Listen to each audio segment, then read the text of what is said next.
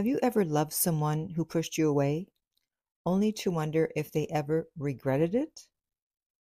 Avoidant partners often seem unfazed after a breakup, but beneath that calm exterior, there's a storm of emotion that they rarely show.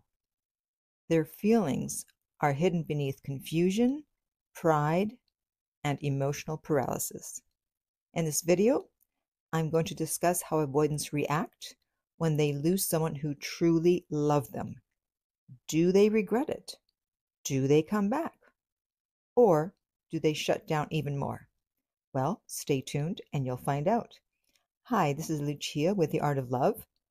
I'm a dating and relationship expert specializing in helping you get your ex back or to get over your ex. And welcome back, my beautiful no-contact army. Have you been a good little soldier? If you have, then you have downloaded my app Silencio to help you stay in no contact. And the link to that is underneath every single video and podcast. And if you too would like to join our no contact army, just hit the subscribe button and you can read our manual at nocontactsecrets.com, where you can read 2 free chapters before you purchase the book. Okay, so at first, after a breakup, avoidants feel a sense of freedom. Their reaction is denial. They convince themselves that they needed the space anyway, that losing you was necessary. No more expectations, no vulnerability, no risk of being smothered. Avoidants are masters of disconnecting from their emotions. They value independence and self-sufficiency more than anything. So when a relationship ends, even if it's a good one, their initial response is usually, well, now I don't have to deal with the pressure of intimacy. So they fill the silence by distracting themselves with work, hobbies, or new flings. Yeah, I know you don't want to hear that. Rationalizing the breakup. Well, we weren't right for each other anyway. Feeling a sense of regained control. Telling themselves, and sometimes you, that they're better off alone. Do you think you're better off alone? What's the name of that song? And if you do reach out, they'll act indifferent or even cold. But this isn't happiness, it's avoidance. Their brain is protecting them from pain by numbing their emotions. For now. Now, contrary to what most people think, avoidants aren't heartless. They're just wired to equate closeness with danger. So when the relationship ends, their nervous system literally interprets it as survival. Avoidants are masters of emotional repression, but feelings have a way of surfacing. Deep down, something begins to stir. Losing the right person isn't the same as losing just anyone. So it may take weeks, months, and yes, even years before they realize what they lost.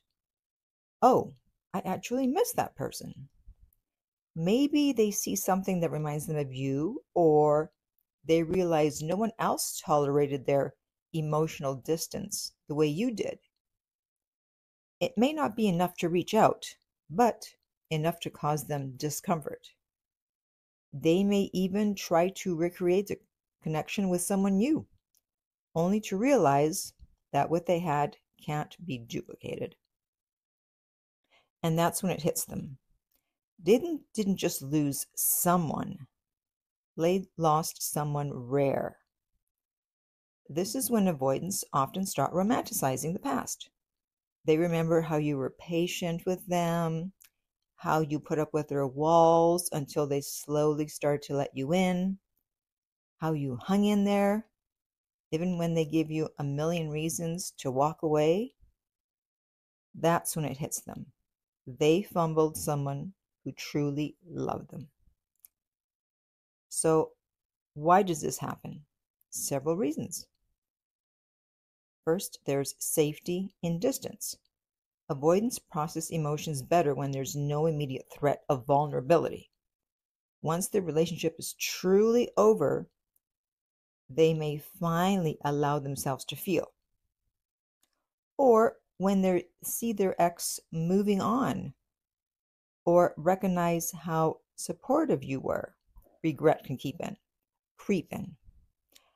That's why if you're dealing with an avoidant, you shouldn't be afraid to show that you're moving on or dating someone new. And people are often reluctant to do that. And in fact, I have a video about that, and I will post the link in the right-hand corner on YouTube. And there's also fear of never finding it again.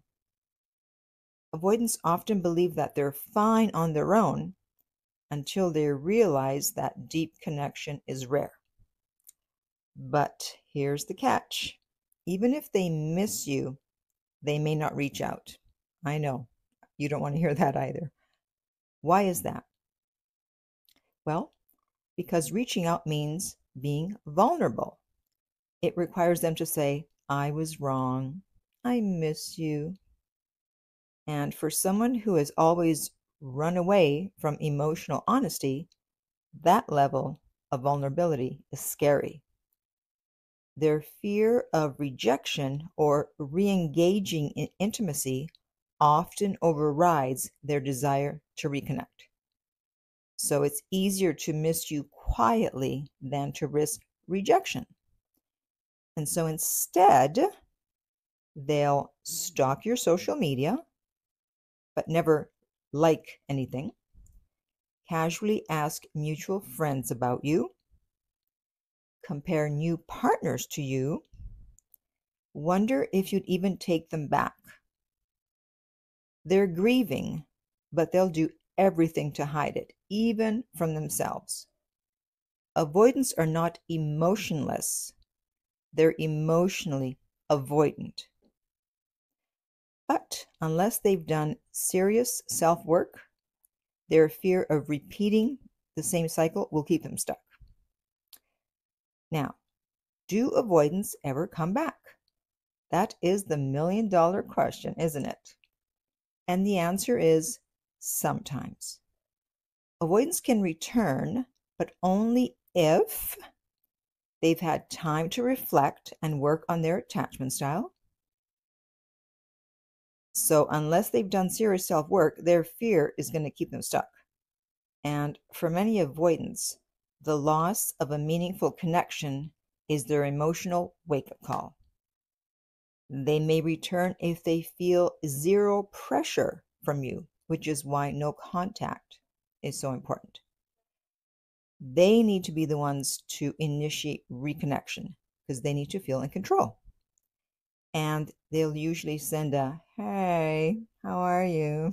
text, or hey, been thinking of you. Or they'll like an old post. They rarely lead with vulnerability. Instead, they test the waters to see if you're still interested. That being said, many avoidants don't come back, not because they didn't care, but because facing their emotions is too overwhelming. It feels more painful than losing you, as crazy as that may sound. Many would rather stay in pain than risk the emotional vulnerability of reconnecting. So instead, they may idealize you from afar, keep tabs on you subtly, social media, mutual friends, compare new partners to you, but never take action. So what should you do if you're the one they lost? Well, don't wait for them. Live your life. Avoidants respect independence, and your growth might even spark their interest later. And understand it's not about you. I know it feels like it is, but it's not. Their distance is about their fears, not your worth. How people treat you speaks to who they are, not who you are.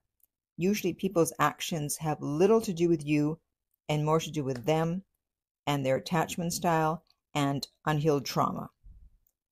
And as I said, for some avoidants, losing the right person is the turning point, the moment that forces them to confront the fear that's ruined their relationships for years.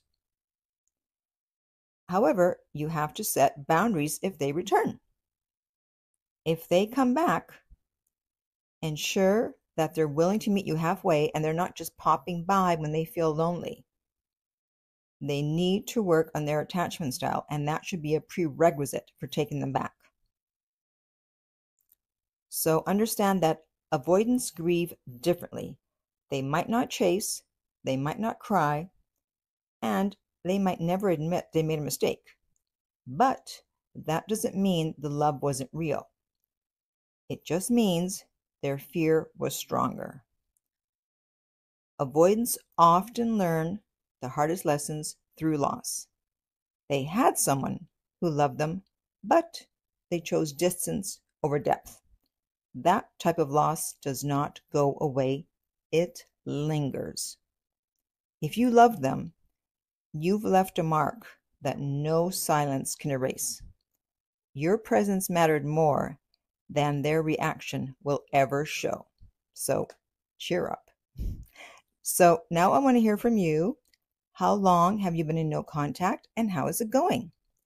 And if you would like my help to get your avoidant ex or any ex back, you can contact me at theartoflove.net/coaching, and we will send you the rates. They are not on the website, and the link to that is underneath every single video and podcast.